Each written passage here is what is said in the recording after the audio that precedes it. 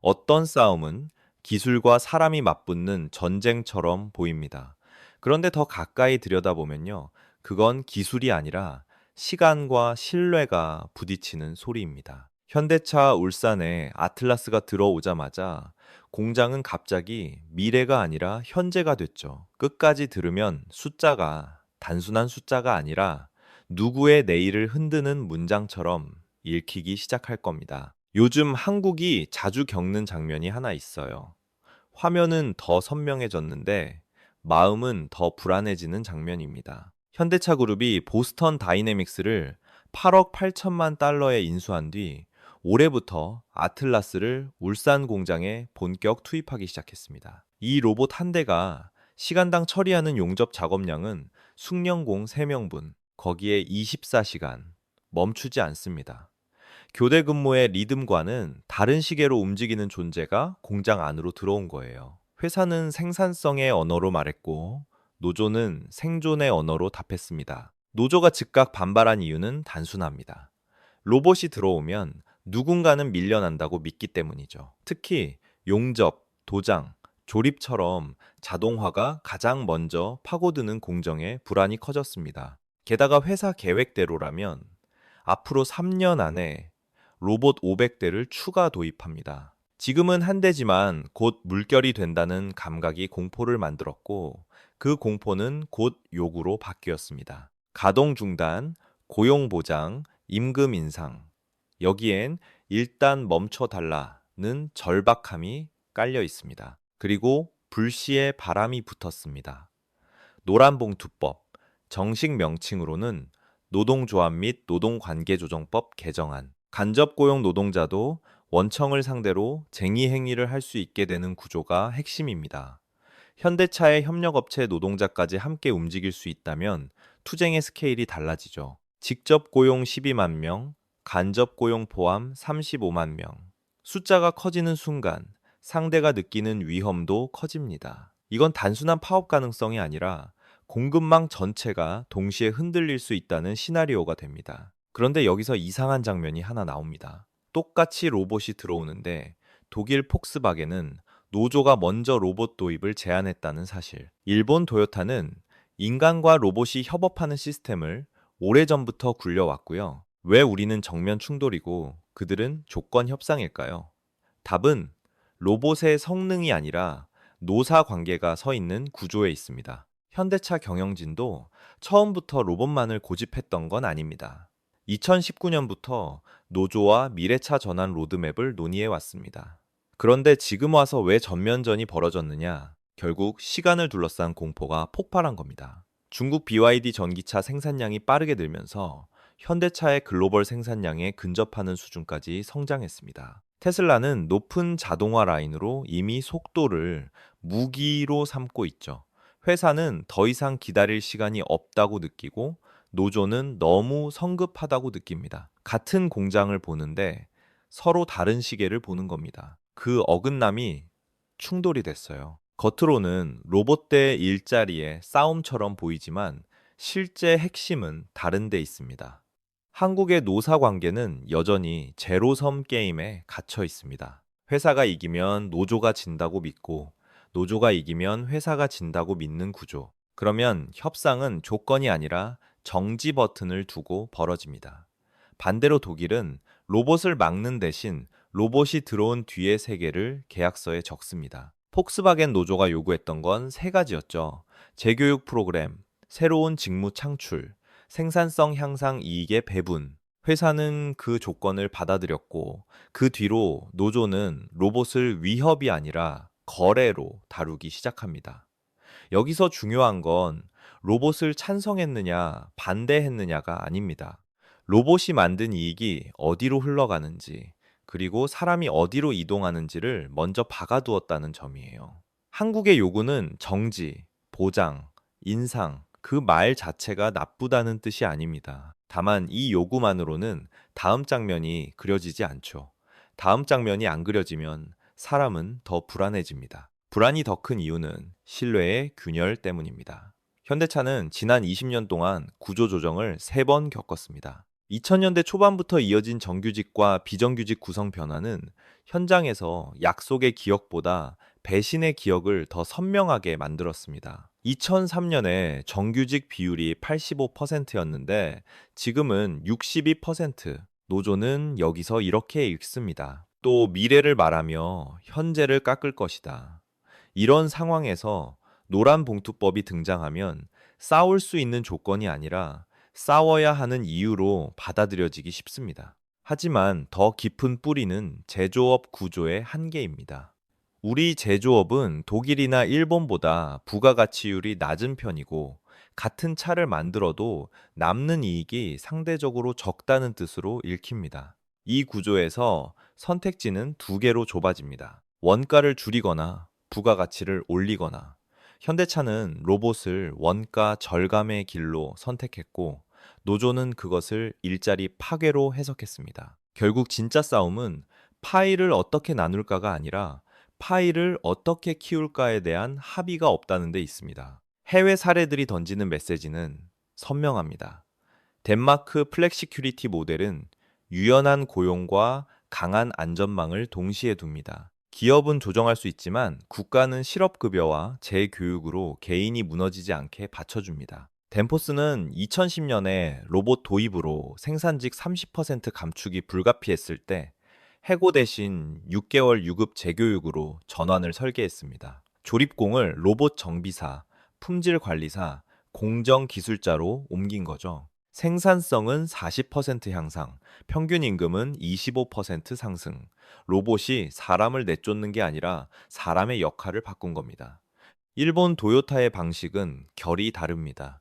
자동화라는 단어를 그대로 믿지 않습니다. 로봇이 전부를 하는 게 아니라 로봇이 잘하는 것과 사람이 잘하는 것을 분리합니다. 로봇은 무거운 운반과 정밀 용접을 맡고 사람은 품질 검사와 미세 조정을 맡습니다. 도입 후 인력은 15% 줄었지만 평균 근속이 늘고 산업재해가 80% 감소했습니다. 효율이 아니라 안전과 품질의 언어로 자동화를 정당화한 셈이죠. 독일 지멘스는 또 다른 길을 보여줍니다. 인더스트리 4 프로그램으로 공장을 스마트 팩토리로 바꾸면서 동시에 직원들을 디지털 워커로 재교육했습니다. 단순 작업자에서 데이터 분석, 공정 최적화 같은 역할로 이동시키는 구조.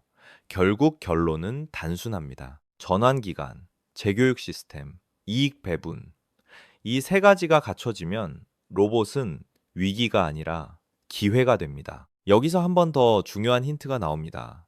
네덜란드 필립스 사례처럼 자동화는 해외로 나간 생산을 다시 가져오는 리쇼어링의 도구가 되기도 합니다. 현대차 그룹의 해외 생산 비중이 60%라면 국내 공장의 경쟁력을 높여 일부 물량을 되돌리는 순간 총 일자리는 오히려 늘어날 수도 있습니다. 문제는 그 가능성을 계약 가능한 언어로 바꿔놓았느냐입니다. 가능성만으론 불안을 이길 수 없거든요. 이제 숫자로 들어가 보겠습니다. 현상 유지를 A 시나리오라고 놓죠. 울산 공장 연간 생산량 140만 대, 대당 순이익 150만 원이면 총 이익은 2조 1천억 원입니다. 인건비가 40%라면 8,400억 원. 그런데 가격 압박으로 대당 이익이 매년 5%씩 줄어든다고 가정하면 3년 뒤 순이익은 1조 8천억 원 수준으로 내려갑니다. 이 흐름은 조용히 사람을 줄이는 방식으로 이어지기 쉽습니다. 소리 없이 죽는 길이죠. B 시나리오는 로봇을 도입하되 독일 방식으로 접근하는 겁니다. 로봇 500대에 5천억 원. 생산성이 30% 올라가면 같은 인력으로 연 182만 대를 생산할 수 있습니다. 여기서 핵심은 감원이 아니라 전환입니다. 품질 관리, 로봇 정비, 공정 개선으로 옮기고 일부는 신규 전기차 라인으로 재배치합니다. 대당 순이익이 품질 향상으로 5% 올라 157만 5천 원이라면 총이익은 약 2조 8,700억 원. 로봇 감가상각비 연 1천억 원을 빼도 2조 7,700억 원입니다. 여기서 생긴 증가분을 어떻게 배분하느냐가 진짜 협상의 중심이 됩니다. 이익 배분이 계약되면 로봇은 회사의 승리가 아니라 공동의 성과가 됩니다. C 시나리오는 노란봉투법 환경에서 대규모 파업이 길어지는 상황입니다. 35만 명이 한 번에 움직이면 하루 손실이 커지고 장기화되면 연간 영업이익 자체를 흔들 수 있습니다. 2019년 GM 미국 공장 파업이 40빌 이어지며 30억 달러 손실, 우리 돈 약 4조 원 수준으로 언급되는 이유가 여기에 있죠. 현대차는 협력업체 의존도가 높다면 파급이 더 커질 수 있습니다. A는 서서히 무너지고 C는 갑자기 무너집니다. 그래서 비만이 현실적인 생존의 길처럼 보이는 겁니다. 하지만 중요한 조건이 있습니다. 로봇 도입이 무조건 옳은 것도 아닙니다. 첫째, 목적이 인건비 절약에만 고정돼 있고 절감분이 주주배당이나 경영진 보상으로만 흘러간다면 그건 일자리 파괴가 맞습니다. 이럴 땐 노조가 반대해야 합니다. 대신 해답은 단순합니다. 생산성 향상 이익의 최소 30%를 직원에게 배분한다는 협약을 사전에 문서로 박는 것. 둘째, 재교육이 없을 때입니다. 50대 용접공을 하루아침에 로봇 엔지니어로 만들 수는 없습니다. 정부와 기업이 함께 전환 아카데미 같은 유급 과정, 최소 6개월에서 1년짜리 프로그램을 깔아야 합니다. 셋째, 안전망이 약한 사회에서 속도를 올릴 때입니다. 전환에서 탈락하는 사람은 반드시 나오고 그 사람을 방치하면 사회 전체가 불안해집니다. 지금의 고용보험 소득 대체율과 지급 기간이 덴마크와 차이가 크다면 자동화 속도와 안전망 확충은 함께 가야 합니다. 그렇다면 지금 우리가 확인해야 할 건 뭘까요? 사실 답은 하나입니다. 말이 아니라 지표입니다. 투자자는 로봇 투자 대비 생산성 개선이 분기마다 진짜로 나타나는지 봐야 합니다. 직원과 가족은 재교육 프로그램이 서류가 아니라 실제로 돌아가는지, 참여율이 얼마나 되는지, 재배치된 직무의 임금이 기존 대비 얼마나 유지되는지 확인해야 합니다. 협력업체는 동반성장 지원 규모와 집행률, 조건이 현실적인지 봐야 합니다. 정부는 첨단 산업 인력 양성 예산이 로봇화 속도를 따라가는지 점검해야 합니다. 그리고 국민이 볼 수 있는 지표도 있습니다. 제조업 취업자 수 변화율. 단기 하락은 자연스럽지만 1년 뒤에도 계속 꺾이기만 한다면 그건 설계가 실패한 겁니다. 노조가 마지막으로 붙들어야 할 지표는 단위 시간당 임금 상승률입니다. 생산성이 올랐다면 임금도 비례해 움직여야 합니다. 이 균형이 깨지면 로봇은 협업이 아니라 착취로 읽힙니다. 반대로 이 균형이 맞으면 로봇은 누구의 적도 아닙니다. 공장의 속도가 올라간 만큼 삶의 속도도 덜 흔들릴 수 있거든요. 결국 이 이야기의 열쇠는 다시 시간입니다. 중국 전기차 업체들은 자동화로 따라오고 테슬라는 로보택시 시대를 준비합니다. 우리는 여전히 20세기 방식으로 싸우고 있을 수는 없습니다. 그렇다고 로봇만 들여놓는다고 미래가 열리는 것도 아닙니다. 독일처럼 치밀한 계획, 덴마크처럼 안전망, 일본처럼 역할 분담, 이 세 가지가 만나야 합니다. 갈등으로 함께 무너지느냐, 협력으로 함께 살아남느냐, 선택지는 단순한데 결정은 어렵습니다. 오늘 이야기를 한 문장으로 정리하면 이겁니다. 로봇이 두려운 게 아니라 로봇 이후의 세계를 함께 설계하지 않는 게 더 두렵습니다. 당신은 어느 쪽이 더 위험하다고 느끼나요? 느리게 가는 붕괴인가? 빠르게 오는 충돌인가?